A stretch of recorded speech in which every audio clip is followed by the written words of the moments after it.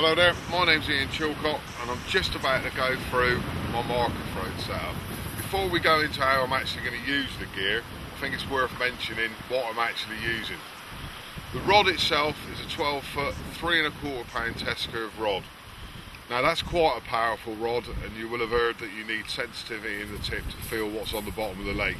That isn't so.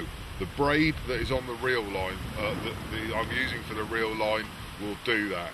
The rod itself gives me the ability to find out if carp are showing at range, why they're showing at that range, and the more I know about the bottom that they're feeding on, the more likely I am to catch them. The rod itself has increments of 6 inches and 12 inches. That allows me to accurately read the depths that I'm plumbing. The reel itself, although not a Fox model, we're in the throes of producing a free spool big pit reel. Has that free spool facility. I find that so much easier to use.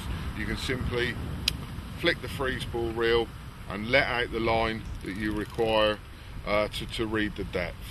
It saves having to reach around the front of the reel every time to loosen off a clutch. As I mentioned before, I'm using braid. This is 15 pound submerged plus braid, and it is vital that you use braid for marker float fishing. The lack of stretching it transmits everything through the line up to your hands, and you can feel exactly what that lead is scooting across on the bottom.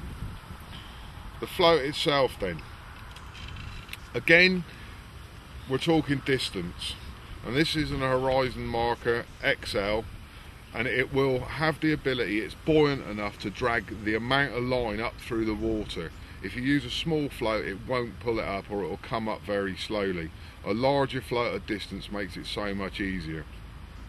Next on the agenda, 3 little beads. They just simply act as a buffer and allow the line to run smoothly through.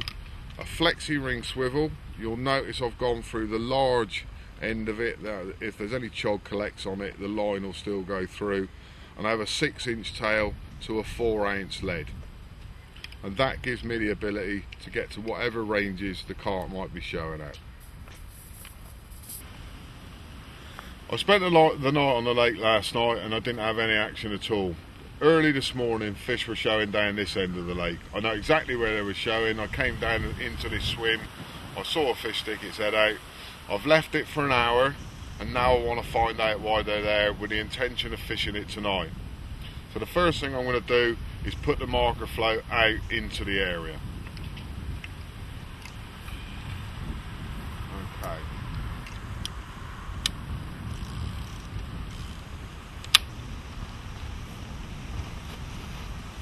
Line yourself up.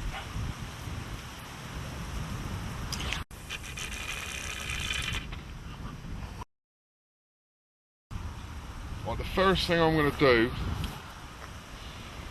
once that lead's in flight, is my finger hovers over the spool of the reel, and as soon as that lead hits the surface of the water, I've trapped it and I've felt the lead onto the bottom, and straight away that's given me some kind of indication as to what bottom I've actually landed on.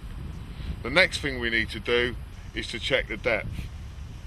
And the first thing before you start letting the marker float up is to straighten the line out to the lead. If you do it straight away with a big bow in the line, you're not going to get a very accurate reading. So make sure that the line is tight to the lead. Hit the free spool facility. 1, 2, 3, 4, 5, 6, 7, 8.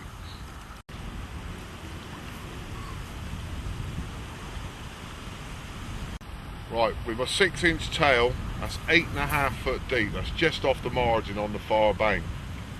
And for a fairly shallow lake, that's quite a good depth. I wind it slowly down to the lead so you're not dislodging the lead and moving it back towards you. And with my fingers on the line, and that's quite important because you'll feel even more than just simply holding the rod, I draw the rod slowly away from the area. It's running very, very smoothly, and then on to some gravel.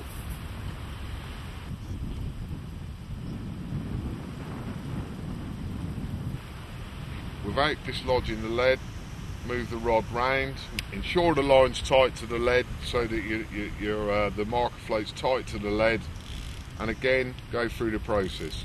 2, 3, 4, 5, 6.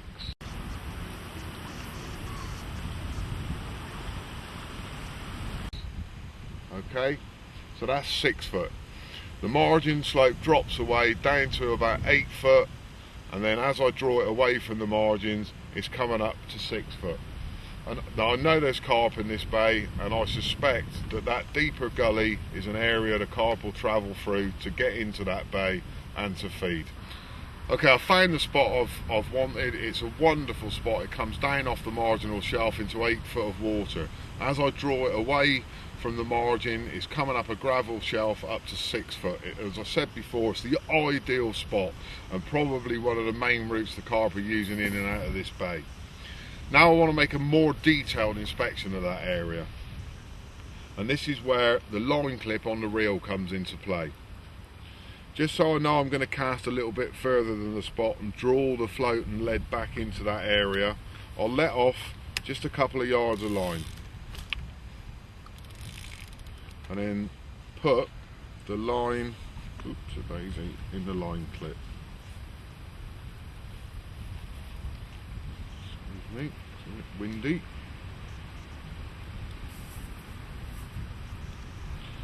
Ay ay ay. A bit awkward. Bam.